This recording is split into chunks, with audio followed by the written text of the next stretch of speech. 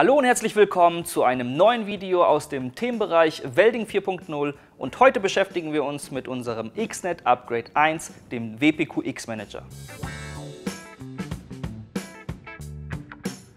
Mit dem WPQX Manager könnt ihr eure Verfahrensprüfungen und WPSen ganz bequem erstellen und verwalten.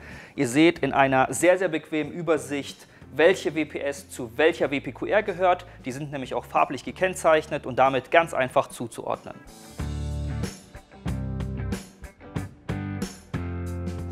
On top bekommt ihr unser EN1090-Paket mit dabei. Da sind um die 20 Verfahrensprüfungen, die wir schon gemacht haben und ungefähr 100 WPSen, die ihr für die Grundwerkstoffe S235 und S355 direkt einsetzen könnt.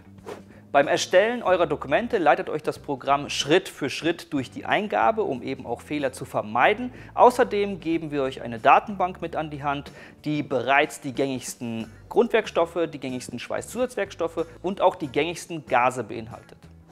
Besonders bequem gestaltet ist der Editor, der euch bei euren Zeichnungen unterstützt.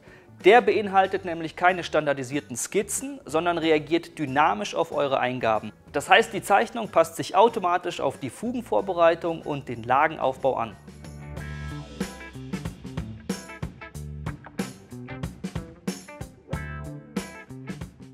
Wenn eine WPS in die Produktion übergeben wird, könnt ihr diese ganz einfach in dem Programm sperren. Das heißt, niemand kann sie mehr bearbeiten oder löschen und somit ist die Nachverfolgbarkeit auch 100% gewährleistet. Wenn aber dann nachträglich nochmal was verändert werden soll oder eine neue Revision erstellt wird, könnt ihr das natürlich ganz einfach in dem Programm machen. Das heißt, die Originale bleibt bestehen und die neue Revision wird mit einer Nummer versehen und kann dann auch zugeordnet werden.